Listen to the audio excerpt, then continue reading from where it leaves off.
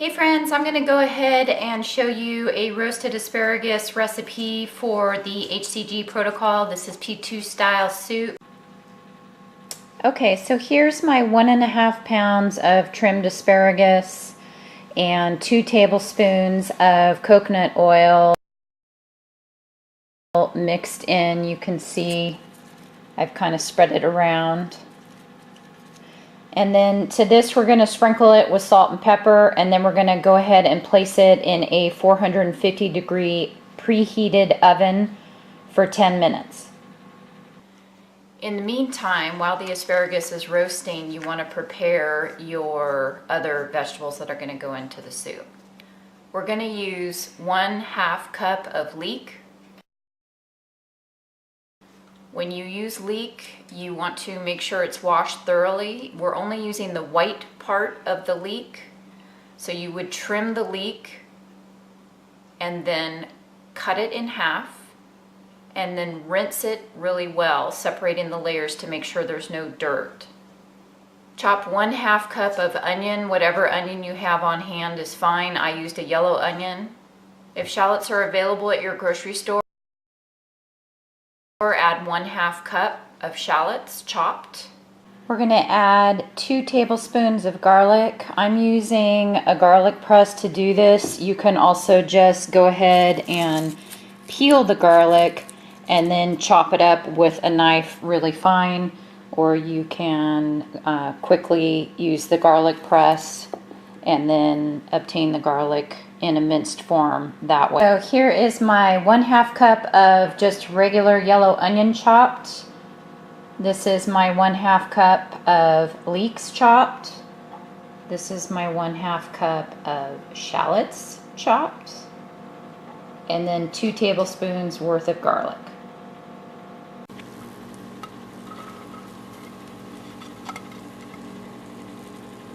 Now, depending on the size of your asparagus, whether it's a very thin stalk or if it's a more heartier, thick stalk, it's going to dictate the timing of the roasting. You don't want it to burn, so you want to make sure to keep an eye on it, specifically if it's the smaller variety.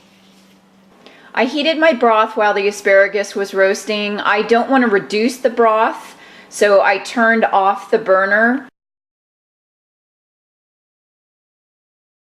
This is a 1/2 cup of macadamia pieces. If you measure, or if you weigh it out, it actually weighs about 2.5 ounces. So I'm going to go ahead and get this grinded fine before I add it to the soup.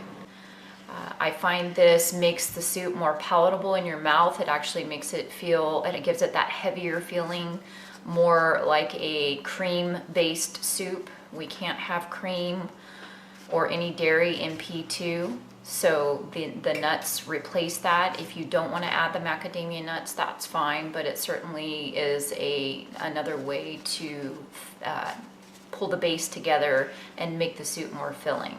I'm going to go ahead and use this to grind my nuts up. I'm sure most of you don't have this in your kitchen. This one is about 20 years old, and it is a miniature food processor. You could probably just go ahead and chop the nuts to get the same consistency, or you could use a coffee grinder. Here's the roasted asparagus and vegetables directly out of the oven. I'm going to put it in my food processor and go ahead and get it blended well.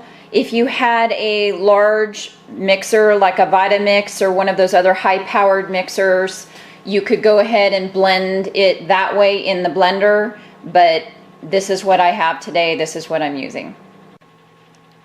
Here are the results after blending it for just about a minute and a half. I then added the heated chicken broth along with the chopped macadamia nuts, and I added my salt and pepper at this time. I used 1/2 teaspoon of the white pepper. If you don't have white pepper, you can use regular ground pepper. And then I added 1 teaspoon of salt. You could probably get away with 1/2 teaspoon if you don't like your food as salty. Here is the chicken broth added right before I blend it. I wouldn't fill it much more than that. It needs room to combine. It doesn't have the consistency of creamed asparagus because there is no dairy added to this. And then from there, you could actually serve it right out of the processor or the blender. It's warm enough. Or if you are looking to eat it a little bit later, you can place it in a saucepan and keep it over low heat. So here's the finished product. This is about a 1 cup serving. I really like this soup. I think it's filling. It's a nice way to change things up.